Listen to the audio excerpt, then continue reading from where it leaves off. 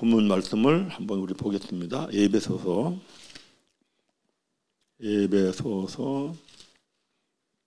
1장 이번에는 16절부터 봐보겠어요. 16절부터. 지난번에는 17절 한 절 가지고 했거든요. 16절부터 읽겠습니다. 내가 기도할 때에 기억하며 너희로 말미암아 감사하기를 그치지 아니하고 우리 주 예수 그리스도의 하나님 영광의 아버지께서 지혜와 계시의 영을 너에게 주사 하나님을 알게 하시고 너의 마음의 눈을 밝히사 그의 부르심의 소망이 무엇이며 성도의 안에서 그의 기업의 영광이 풍성함이 무엇이며 그의 힘의 의력으로 역사하심을 따라 믿는 우리에게 베푼 능력을 지극히 크심이 어떠한 것을 너희로 알게 하시기를 구하노라. 자, 우리가 이제 하나님을 알게 되면은 눈이 밝아지죠. 영의 눈이 밝아지죠. 그리고 하나님이 나를 이래서 부르셨구나 하는 부름의 소망이에요. 이 부름의 소망이 그리스도가 소망이에요. 그리스도. 그래서 골로새서 1장 27, 28절 보면은 그 소망이 곧 그리스도야. 곧 그리스도인데 이게 비밀이에요. 이게 비밀이기 때문에 믿으면서도 소망이 세상에 있는 거예요. 이게 감춰진 비밀이거든요. 그래서 반드시 소망이 무엇이며 성도 안에서 그의 기업의 영광의 풍성함이 무엇인지 이걸 알아야 돼요. 그의 힘의 의력으로 역사하심을 따라 믿는 우리에게 베푸신 능력의 지극히 크심이 어떠한 것을 너희로 알게 하시기를 구하노라. 자, 이게 중요한 말씀이 17절에 우리 주 예수 그리스도의 하나님 영광의 아버지께서 지혜와 계시의 영을 너에게 주사 하나님을 알게. 하나님을 아는 거는 하나님이 주신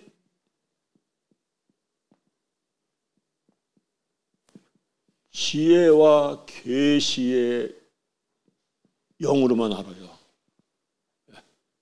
지혜와 계시의 영. 이 지혜와 계시의 영이 성령이거든요.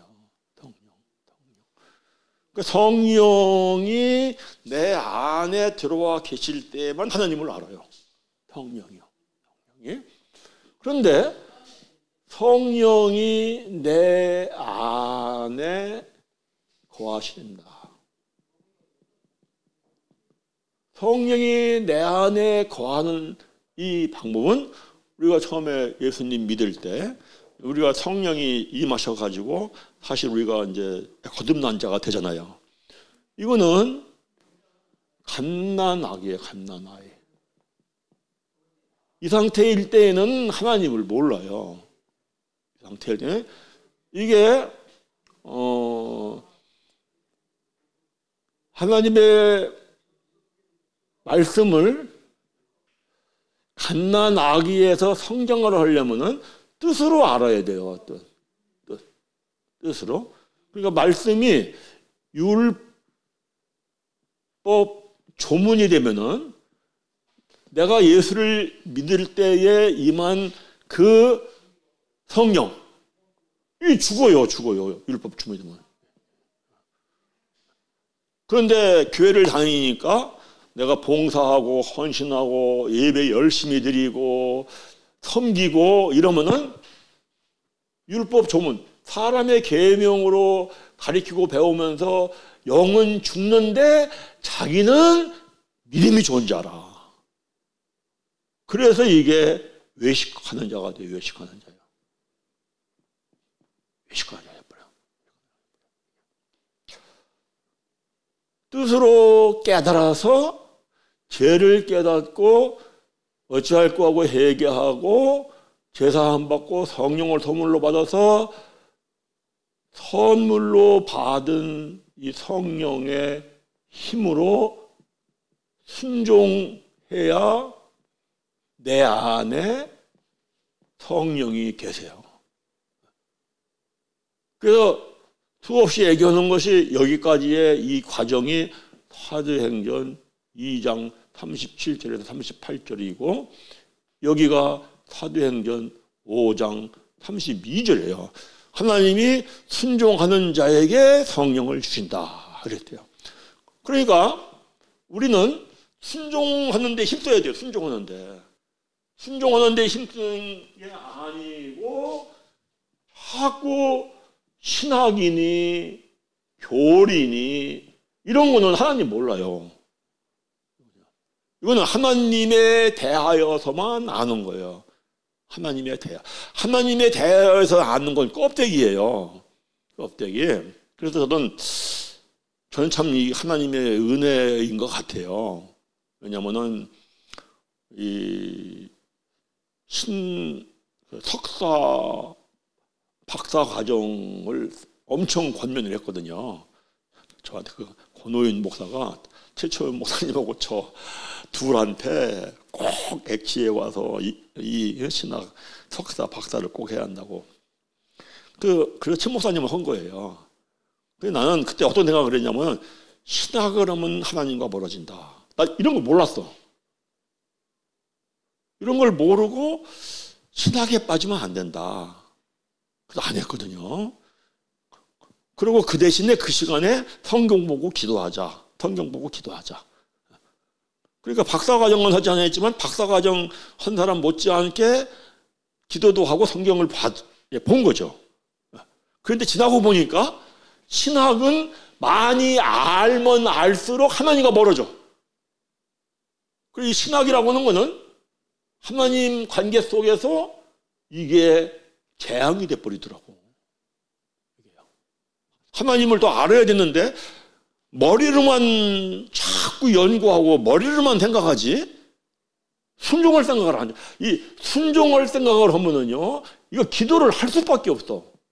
기도를 할 수밖에 없어요. 오늘날 문제가 뭐냐면은 하나님을 아는 거는 지혜와 계시의 영으로 아는 건데 지혜와 계시의 영은 뒷전에 버려. 뒷전.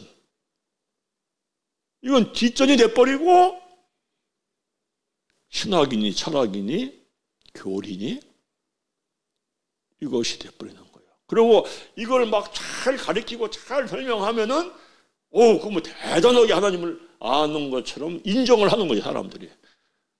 그렇죠? 그러니까 이 교회사를 보면은 이 초기 1세기까지는 지혜와 계시의 영, 성령을 통하여 하나님을 아는 순종, 여기에 신앙의 초점이 맞춰져 있는데 이제 그 영지주의가 들어오면서 이걸 변호하기 위해 가지고 아리스토텔레스, 소크라테스, 틀리스의 철학이 들어와 가지고 이제 철학적으로 학문적으로 자꾸 이 변증을 하다 보니까 학문이 발달돼 버린 거예요. 학문이 발달돼 가지고 8세기에 와 가지고 스콜라 철학이 꽃을 피우면서 그 후로는 이거는 실종이 돼 버린 것 같아요. 지혜와 계시의 영으로 하나님을 알려고 하는 거는 있는 것 같아요. 이것보다는 오히려 신학으로. 그러니까 하나님에 대하여 아는 건 하나님 아는 게 아니거든. 일로 가면은 이게 교만해진다고요. 하나님 못 만나는 거죠. 그리고 뭐 신학을 많이 하면은 오늘날 이제 조금 교회가 크다 하면은 꼭 박사 아니면 안 데려오려고 하잖아요. 이게 한국교회를 망치는 것 중에 하나더라고. 이게 아니고 신학을 하더라도 먼저 지혜와 계시의 영으로 하나님을 알아야 한다. 그래서 이제 성경 신학 이게 발달되어야 되는데 안타까워요. 지금도 합신을 생각하면은 성경 신학 어떻게 된 건지 모르겠어요. 그래서 이제 성령으로 안다 하는 거는 순종할 때 아는 거예요. 순종할 때. 내가 순종해 보니까 거기 순종해 보면은 이거를 체험을 해요.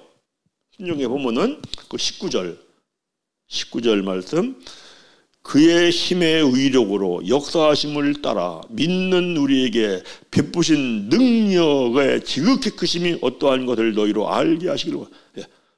정말 순종해 보면은 하나님의 말씀에 순종해서 내가 일을 했을 때에 하나님이 이거 내 능력으로 해결한 게 아니라 하나님의 능력으로 해결된 거구나. 이거 하나님이 하시는 일이네.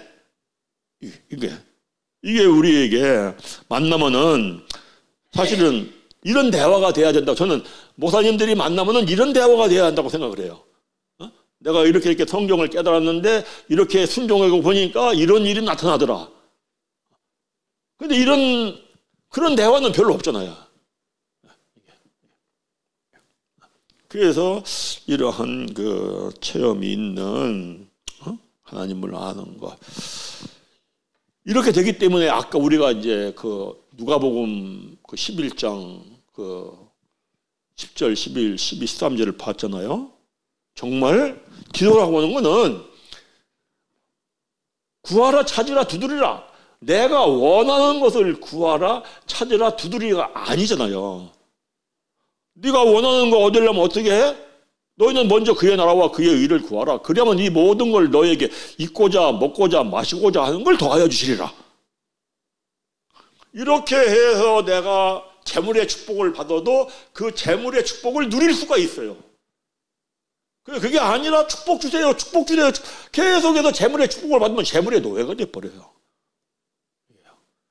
그러니까 우리는 어떤 씨름을 해야 되느냐? 사실은 지혜와 계시의 영, 성령, 어떻게 해서든지 나에게 성령이 오셔서 역사해야 돼. 그러려면 뭐 해야 돼? 말씀을 뜻으로 깨달아야 돼. 이게 첫걸음이에요, 첫걸음. 이게 첫걸음이에요. 그러니까 말씀을 감춰진 뜻으로 깨달아야 한다는 것을 예수님이 마태복음 13장 34, 35절에서 하거든요. 근데 이 말씀이 시편에 보면은 왜 말씀을 감춰진 뜻으로 깨달아야 하느냐 하는 것을 자세히 설명을 하는데, 한번 가보세요. 시편 78편. 오늘은 한번 좀 봐볼까요? 시편 78편.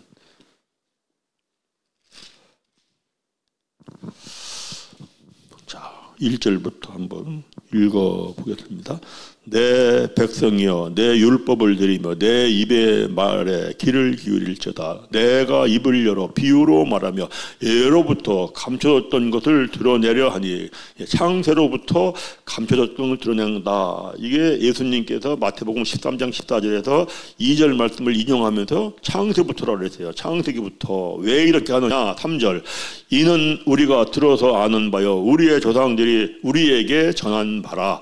우리가 이를 그들의 자손에게 숨기지 아니하고 여호와의 영예와 그의 능력과 그가 행하신 기이한 사적을 후대에 전하리로다. 여호와께서 증거를 야곱에게 세우시며 법도를 이스라엘에게 정하시고 우리의 조상들에게 명령하사 그들의 자손에게 알리라 하셨으니 이는 그들로 후대 곧 태어날 자손들에게 이를 알게 하고 그들은 일어나 그들의 자손에게 일러서 말씀 속에 감춰진 뜻으로 가르치고 배우는 신앙생활을 해야 한다 하는 걸 일러줘야 돼. 왜 일러줘야 하느냐? 7절. 그들로 그들의 소망을 하나님께 두며. 세상에 소망을 두는 게 아니에요. 신앙생활이라는 것은 하나님께 소망을 둬야 돼요. 하나님께 소망을 두려면은 말씀 속에 감춰진 뜻으로 깨닫기 시작해야 죄를 깨닫기 때문에 제사함 받으며 하나님을 사모하는 거죠. 그래서 그들로 그들의 소망을 하나님께 두며 하나님께서 행하신 일을 잊지 아니하고 오직 그의 계명을 지켜서 뜻으로 깨달아야 지키죠. 그들의 조상들 곧 완고하고 패역하여 그들의 마음이 정직하지 못하며 심령이 하나님께 충성하지 아니하는 세대와 같지 아니하게 하려 하심이라. 왜 마음이 완고해져요? 패역해져요?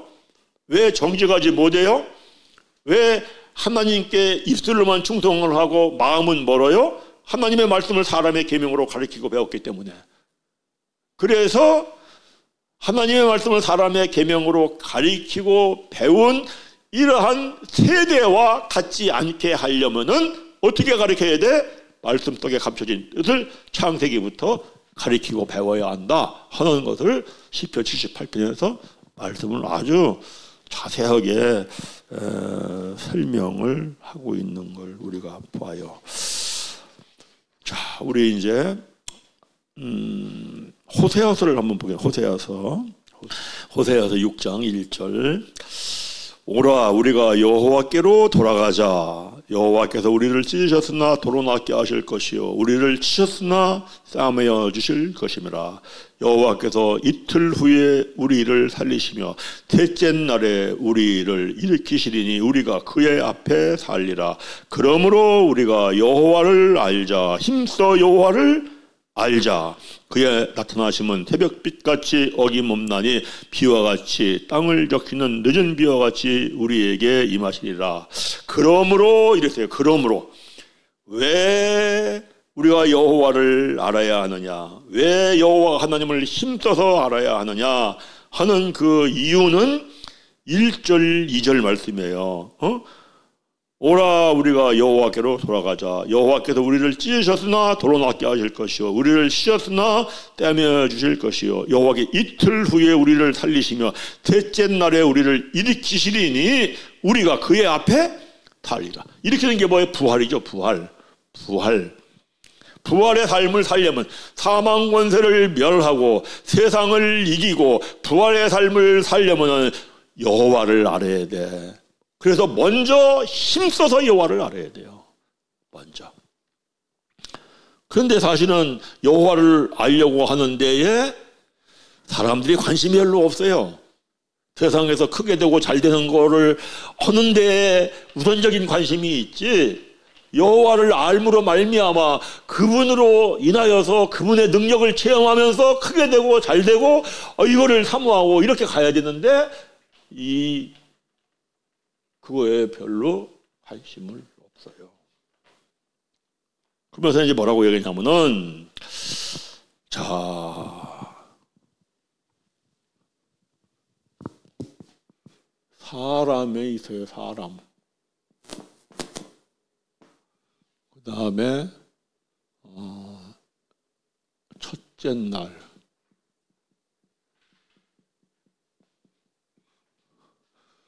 첫째 날은 여기에 안 적혀 있죠. 둘째 날, 이튿날이 둘째 날이죠. 그리고 셋째 날. 셋째 날은 이게 부활의 날이죠. 그리고 우리가 다 알다시피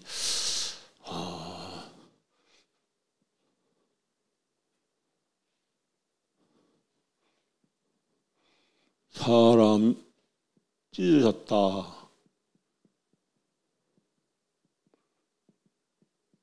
치셨다. 왜냐니까 원래 하나님과 사람의 관계는 함께 하는 존재로 하나님의 형상으로 지으셨어요. 하나님의 형상으로 지으셨는데 하나님의 형상일 때는 하나님과 교제하는 상태로 지은 거죠. 선악과를 따먹는 죄를 지어서 사람이 어떤 상태가 됐어요? 찢어진 상태가 된 거예요. 찢어진 상태. 그래서 이 첫째 날, 사실은 첫째 날 하면은 무슨 뜻이냐니까, 이거 우리가 여기는 거듭난 날이에요. 거듭난 날. 거듭난 것이죠. 거듭난 거. 그래서 이제 하나님이 우리를 찢으셨지만 따매고 치셨지만 돌보시고 그런 말씀을 그렇게 하시잖아요. 이제 도로 낫게 하시고 싸매 주신다. 거듭나서. 왜? 도로 낫게 하시고 하나님이 싸매 주신다. 싸매 주시는 날이죠.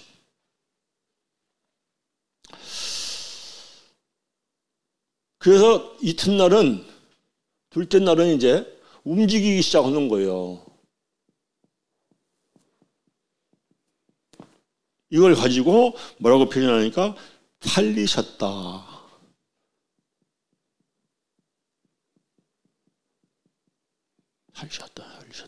살리셨다. 이 본문에서. 그래서 이게 이제 살리셔서 우리가 이제 살아나야 돼요. 살아나야 사실은 부활을 우리가 체험하면서 산다. 그런데요, 여기서 우리가 이제 이 생각을 해야 돼요. 예수님께서 십자가에서 죽으시면서 다 이루었다 그랬거든요. 뭘 다 이루었어요? 부활의 삶을 살 수 있는 길을 다 이루어 놓은 거예요. 그럼 부활의 삶을 살려면 어떻게 해야 사느냐? 이거는 성령이 임하신 것만 가지고는 안 돼요. 능력이 입혀져야 돼요. 성령의 능력. 이게 중요해요. 이게요. 자, 한번 한 말씀 보고 넘어가겠어요. 마태복음 13장 가보세요. 여기 호세아서 붙잡고 마태복음 13장. 거기 아주 무서운 말씀을 하시거든요. 13장 10절, 11절, 12절 보세요. 왜 감춰진 뜻을 깨달아야 하느냐? 비유를 말씀하시는 게 감춰진 뜻 깨닫는 거잖아요. 10절 제자들이 예수께 나와 이르시되 어찌하여 그들에게 비유로 말씀하시나이까? 왜 감춰진 뜻을 깨달아야 합니까? 11절 대답하여 이르시되 천국의 비밀을 아는 것이 너에게는 허락되었으나 그들에게는 아니 되었나니. 12절 무릇 있는 자는 받아 넉넉하게 되되 없는 자는 그 있는 것도 빼앗기리라. 이게 무슨 얘기예요? 우리가 여기 거듭난다고요. 이 거듭난 상태에서 사람의 계명으로 가르치고 배우면은 거듭나게 한 영까지 죽는다고요. 무섭죠? 그런데 뜻으로 깨닫는 자들은 점점 더 성장을 해놓은 거죠. 이 말씀이 아까 우리가 읽은 마태복음. 그래서 반드시 거듭났으면은 그 다음에 뜻으로 신앙생활을 반드시 해야 돼요. 그렇지 않으면은 있는 것까지 빼앗겨. 있는 게 뭐예요? 있는 게 거듭날 때 임하신 성령. 근데 뜻으로 깨달으면은 여기서 이제 우리가 성령이 능력으로 임하는 거는요, 이거 순종이에요. 순종. 반드시요. 그래서 예수님이 뭐라고 말씀하셨냐면은 십자가에 죽으실 때 내가 다 이루었다 말씀하시고 죽으시고 부활하셨어요. 그리고 부활하시고 40일 동안 제자들을 하나님의 나라에 대하여 가르치시고 그리고 승천하시기 직전에 중요한 말씀을 하잖아요. 누가복음 24장 49절에 볼지어다 아버지께서 약속하신 것 성령을 내가 너에게 보내리니 의로부터 능력이 입혀질 때까지 이 성에 머물라. 아니 바보. 자, 읽어볼까요? 누가복음 다들 팬이니까 시간이 없어서 그냥 안 읽고 넘어가려고 했는데 24장 49절 이게 유언의 말씀 49절 읽습니다. 볼지어다 내가 아버지께서 약속하신 것을 너희에게 보내리니 너희는 의로부터 능력으로 입혀질 때까지 이 성에 머물라. 능력이 입혀지지 않으면 나가지 마 이 얘기더라고요. 사역하러 가지 말라는 거예요. 능력이 안 입혀져서 가가지고 뭐 크게 해야 돼. 크게 마귀의 종이 뿌리는 마귀의 종. 본인만 마귀의 종이 아니라 아주 신자들까지도 마귀의 종 만드는 거예요. 그러니까 하나님이 아예 나가지 마. 자, 누가복음 다음에 나오는 게 사도행전이잖아요. 사도행전 가보세요. 이걸 엄청 강조해요. 사도행전 1장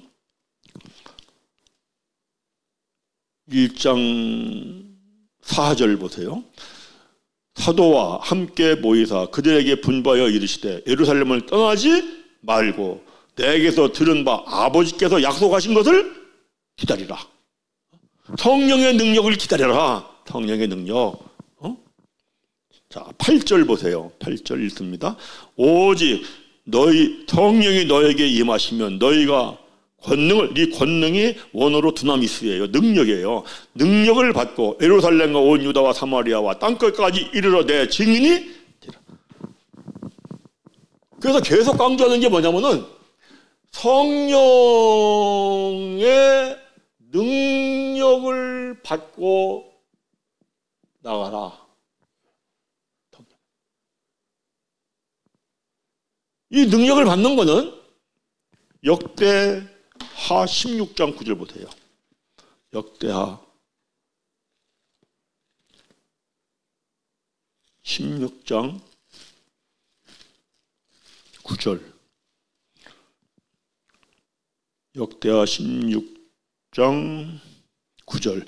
여호와의 눈은 온 땅을 두루 감찰하사 전심으로 자기를 향하는 자들을 위하여 능력을 베푸신다. 이게 전심으로 기도해야 돼요. 전심. 성령의 능력이 입혀지기를 전심으로 기도해요. 전심으로. 이게요. 하나님을 아는 것은 지혜와 계시의 영을 하나님이 주셔야 한다. 하나님을 아는 것은 하나님이 성령을 주셔야 한다. 그러니까 어떻게 하면 내가 말씀에 순종하지? 여기에 매달리면서 전심으로 기도해야 돼요. 이거 해서 능력을 받으면 그 다음에 나가. 그러면은 부활, 사망 권세를 멸하고 세상을 이기는 여호와 하나님의 힘의 능력을 체험하면서, 야, 정말 하나님 능력이 이런 거구나. 하나님이 나를 통하여 이렇게 역사하시네. 하나님이 일하시네. 이거 내가 하는 게 아니네. 하나님이 하시는 거네. 아멘. 이게요. 이게 해야 돼요. 이게. 그런데 이 생각을 안 쳐놔요. 이 생각을.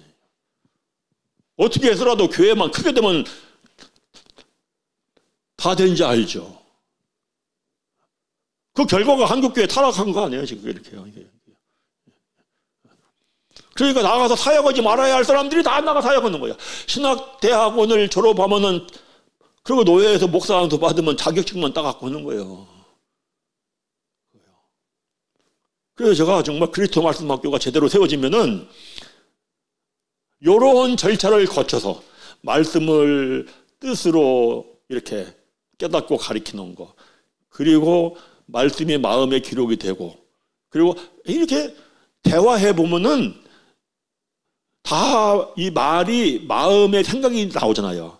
대해보면, 아, 저분이, 저 사람이 어떻구나. 우리가 완벽하게 분별은 못해도 대충은 알거든요. 대충은 알아서, 아, 이거 그래도 됐구나. 나가서 사역할 만한 사람이구나 해서 이거 가서 목사 안 드시고 사역할 수 있도록. 이런 교회들이 세워져야 돼요. 이런 교회들이요. 이런 게 지금 이 시대가요. 여기요. 그리고 하나님이 분명히 찢었고 치었는데 죄를 져서 선악과, 우리가 어머니 뱃속부터 죄악 중에 잉태해가지고 이렇게 됐지만은 우리 거듭났어. 이제 도로 낫게 하셔. 땀해 주셔. 할렐루야.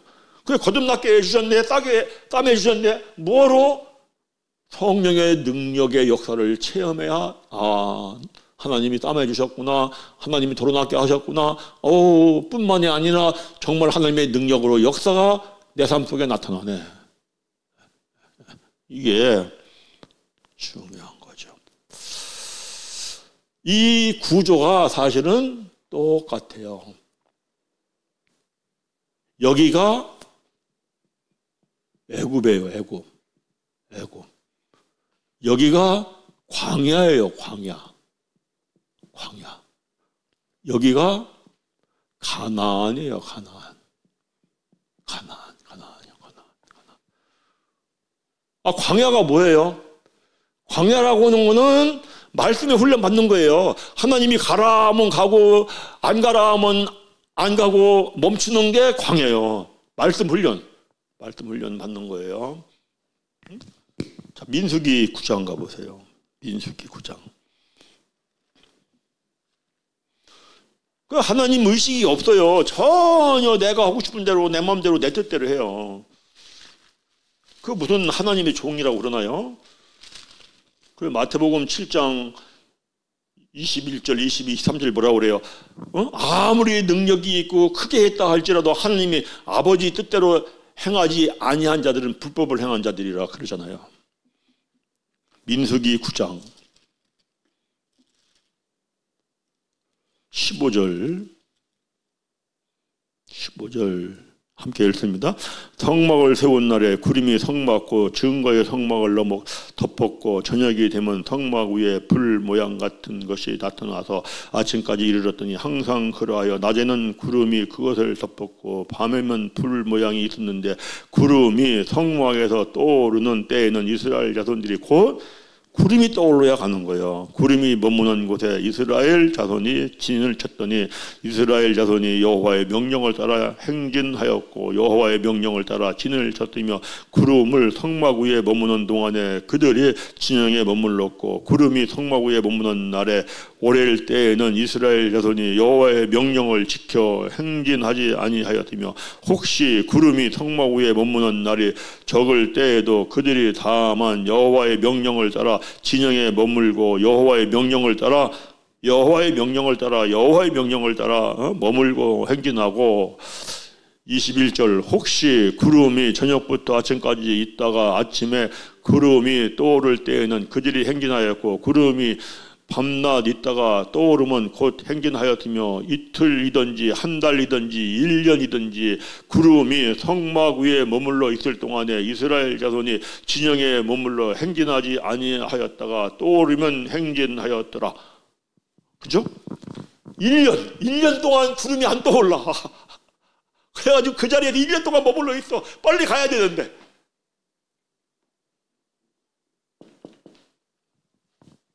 그리고 광야에는 뭐가 있어요? 광야에는 불뱀이 있어요. 불뱀. 마귀. 그 불뱀 사건이 우리 다 알잖아요. 민수기 26장에 보면 불뱀 사건이 나오잖아요. 불뱀 마귀가 있대요. 마귀 있어요.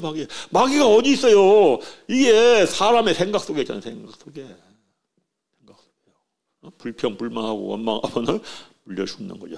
그런데 하나님이 이 광야에서의 있었던 이 사건을 우리에게 기록으로 남겼다. 고린도전서 10장 1절부터 11절까지. 왜? 말세를 만난 우리에게 말세. 경고로, 본보기로. 이걸 이렇게 분명히 기록을 남기고 말씀을 주고 이거를 우리가 수도 없이 읽고 보잖아요. 무서운 얘기예요. 광야가 뭐예요? 피를 바꾸는 거예요. 피를 바꿔야 돼요. 생각을 바꿔야 돼요. 생각 바꾸는 거예요. 말이 바뀌어야 돼요. 말이. 이게 바뀌어야 돼요. 10년 전에 만났던 그때의 생각이나 말이나 10년 후에 만나서 얘기해보니 그때의 말, 같으면 안 되는 거예요. 이게. 그렇죠? 그래서 애굽의 언어, 세상의 언어에서 하나님의 나라의 언어로. 그 만나면 세상 얘기만 했는데 이제 만나면은 하나님 나라 얘기를 해야 돼요. 중요하죠. 이 구조가 요한 1서 5장을 가면은 물과 시간이 없어가지고 피가 성령이에요. 성령.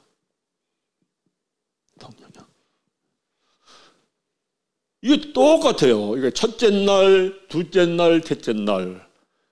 애굽, 광야, 가나안. 물과 피와 성령이 하나. 요한일서 가볼까요? 요한일서 5장.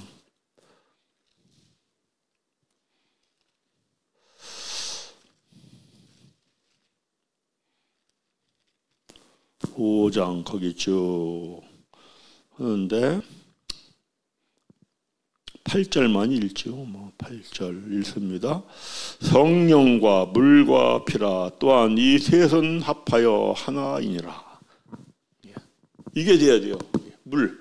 물이라는 건 뭐예요? 물.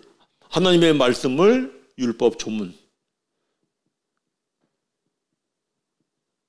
문자, 사람의 계명, 이거로 계속 가르치고 배우면요 여기에 머물러. 여기.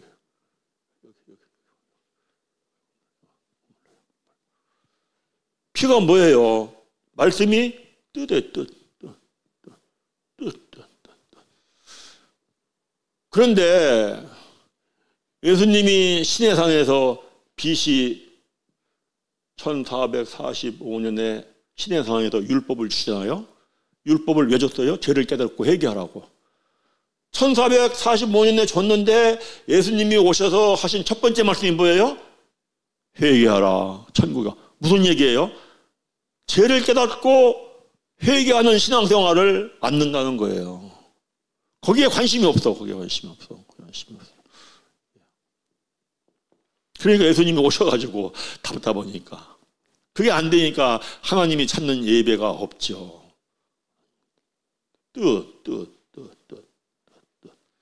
뜻이 되어야만 그 다음에 성령이 내 안에 실제가 되다. 이것이 합하여 하나다. 구조는 이런 구조예요. 똑같은 이런 구조로 합니다. 그래서 우리가 이제 거기 호세아서에 보면은 이렇게 말씀하잖아요. 호세아서 6장 3절에 그의 나타나심은 새벽빛같이 어김없나니 비와 같이 땅을 적시는 늦은 비와 같이 우리에게 임하시리라 하니라. 자, 우리가 찢어진 상태일 때는 캄캄해요. 정말 우리에게 밝은 날이 있으면 좋겠어요. 그런데 그 간절히 사모하는 자에게는 여호와 하나님이 주께서 나타나신다고요. 뭐같이 나타나? 새벽빛같이. 그래서 소망을 주신다고요. 할렐루야. 그리고 이른 비와 늦은 비같이. 이른 비는 뭐예요? 씨를 파종할 때 싹이 나게 하는 비. 늦은 비는 뭐예요? 열매 맺게 하는 비. 누가 다 해주셔? 내가 여호와 하나님을 바라보고 내가 그분의 말씀을 버리지 않고 그분의 말씀을 따라가면 그분께서 새벽빛같이 늦은 비같이 이른 비같이 우리에게 나타나서 역사하심으로 말미암아 그분이 부활의 삶을 살게 하시더라. 아멘.